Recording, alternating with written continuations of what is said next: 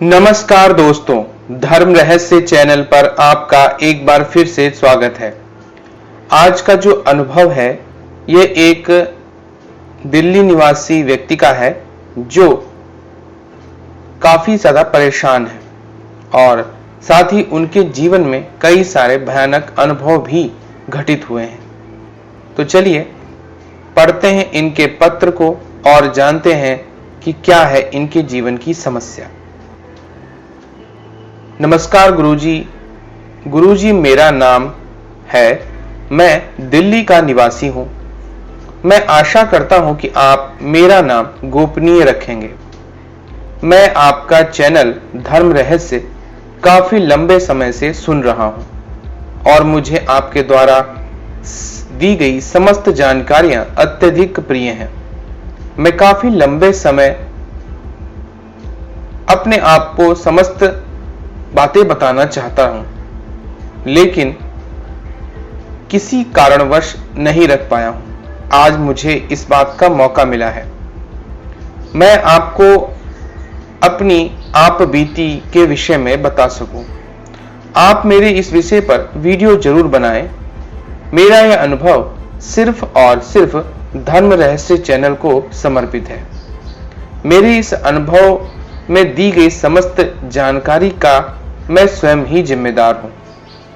मैं ज्यादा समय व्यर्थ न करते हुए सीधा अपने उस अनुभव पे आता हूं।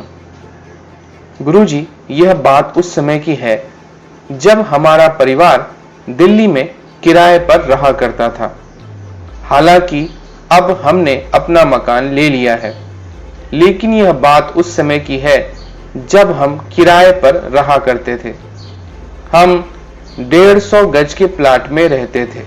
उस प्लाट में 2 कमरे, एक रसोई पीछे की तरफ बनी हुई थी। हमने कमरा एक रसोई किराए पर लिया हुआ था। गुरुजी, उस समय मैंने हनुमान जी के 41 व्रत रखे थे। चाहे मेरे 21 व्रत पूर्ण हो चुके थे, लेकिन उस समय 22वें व्रत पर मेरे को सुबह अचानक से ही अत्यधिक भूख लग गई। लेकिन मुझे भूख के वशीभूत यह याद ही नहीं रहा कि आज तो मेरा व्रत है, और मैंने किचन में जाकर 2 पराठे चाय के साथ खा लिए। उसके बाद मुझे याद आया कि आज तो मेरा व्रत था। तभी मुझे हनुमान जी पर अत्यधिक क्रोध आया कि आपने मेरे व्रत पूर्ण नहीं होने दिए और मुझे सुबह अत्यधिक भूख आपने लगवा दी, और मुझे ज्ञात भी नहीं है, और यह बात भी मुझे भुला दी कि आज मेरा व्रत है।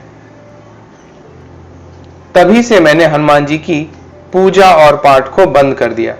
गुरुजी, जिस प्लॉट में हम लोग रहा करते थे, उस प्लॉट में एक कट्टे का पेड़ था। हम गर्मियों में सभी लोग आंगन में खाट बिछाकर सोया करते थे। गुरुजी, एक रात मुझे अचानक से शौचालय जाना पड़ा। तब रात के 2 बज रहे थे। अचानक मुझे कहीं से पायल की छनक की आवाज सुनाई दी। गुरुजी, हम जिस गली में रहा करते थे, कहते हैं उस गली में रात्रि के मध्य पहर में एक नटनी विचरण करती थी। मैं उस पाजेब की आवाज सुनकर भयभीत हो गया और तुरंत सोचकर अपने खाट पर सोने के लिए चला गया और अपने मुंह को चादर से ढक लिया। मात्र 3 मिनट बाद मुझे लगा मेरी छाती पर कोई भारी वस्तु है। न तो मुझे सांस आ रही थी और मेरे लाख चाहने पर भी मेरे मुंह से आवाज बाहर नहीं आ रही थी। मेरे बगल में सो रहे भाई को जगाने के लिए मैं निरंतर प्रयास कर रहा था, परंतु मेरे द्वारा किए गए सभी प्रयास विफल रहे। मैंने तुरंत हनुमान चालीसा का पूरा पाठ 3 बार किया, परंतु उसके उपरांत भी मेरी छाती पर से वह भारी वस्तु नहीं हटी।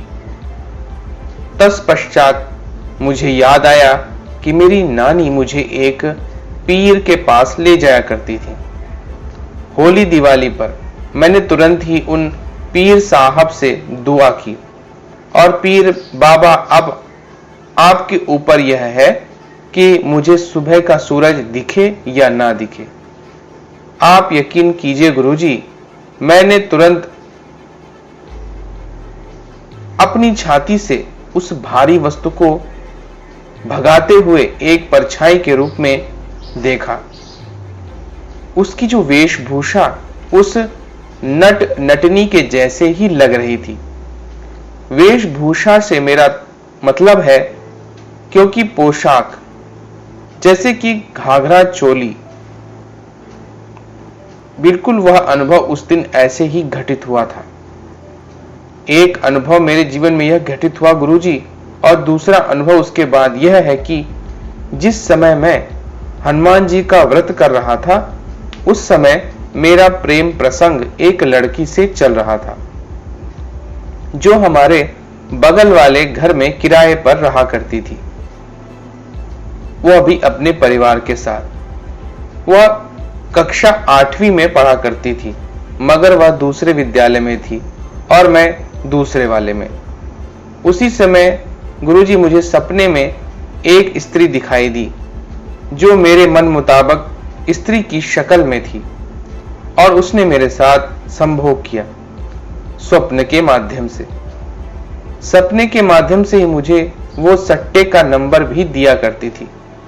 कुछ समय तो मेरा अच्छा व्यतीत हुआ, तभी एक अचानक घटना घटी। हमारे यहाँ पर शीशम के पेड़ हैं, उनमें से एक पेड़ पर मुझे किसी कारणवश चढ़ना पड़ा। जब मैं पेड़ पर चढ़ गया, उसी समय मेरा बैलेंस खराब हुआ। मैं सिर के बल गिरने को हुआ। तभी मैंने अपना संतुलन बना लिया और मैं गिरने से बच गया।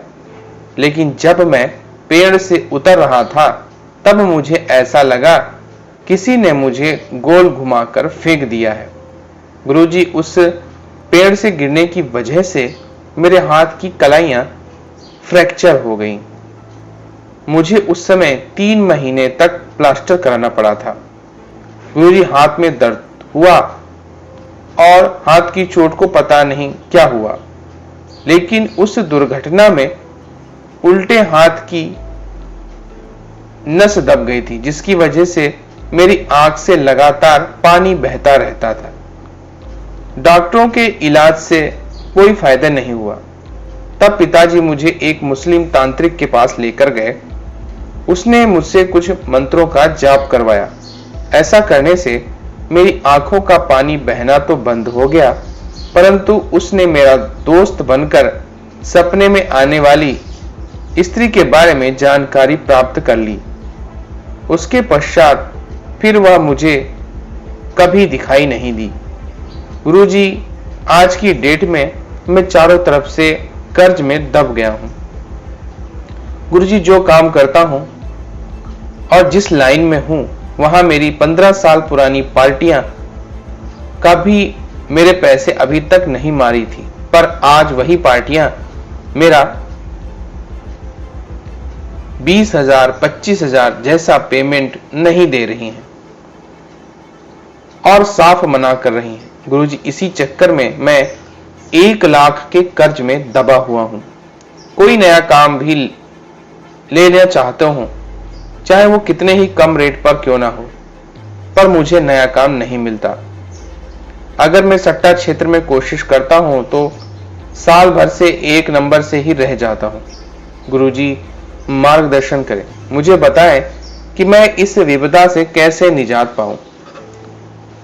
अब तो मुझे सिर्फ आत्महत्या का ही मार्ग नजर आता है, क्योंकि अब मेरे पास इतने भी पैसे नहीं रहते कि मैं अपना परिवार का पालन पोषण भी कर सकूं।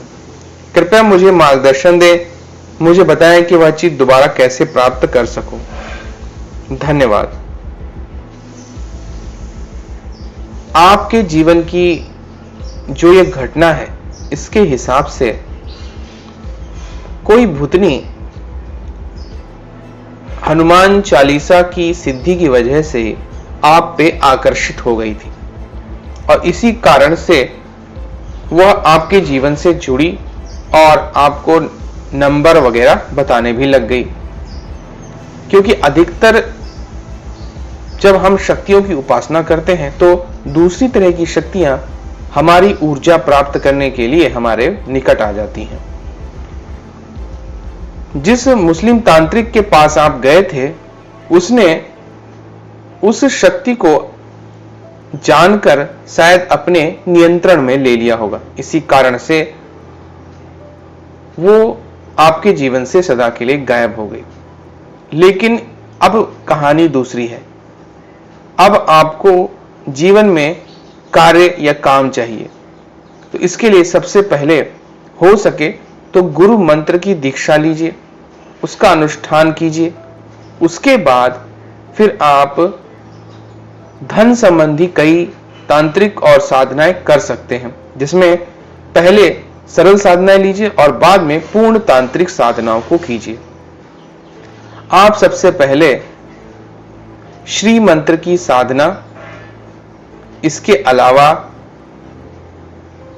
स्वर्ण आकर्षण भैरव मंत्र की साधना या फिर माता बगलामुखी की साधना करेंगे तो आपके जीवन में आ रही जो समस्याएं हैं वो तो हल होंगी ही, धन प्राप्ति के सारे मार्ग खुल जाएंगे।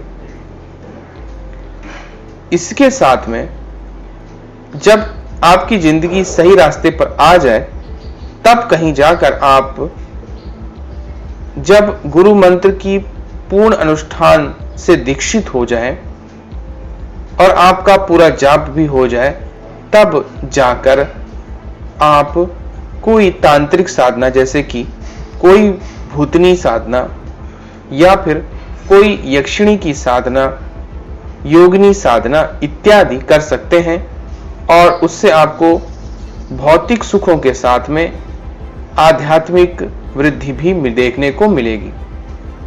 लेकिन अभी सीधे इन साधनाओं को करना आपके लिए उल्टा नुकसानदेह हो जाएगा।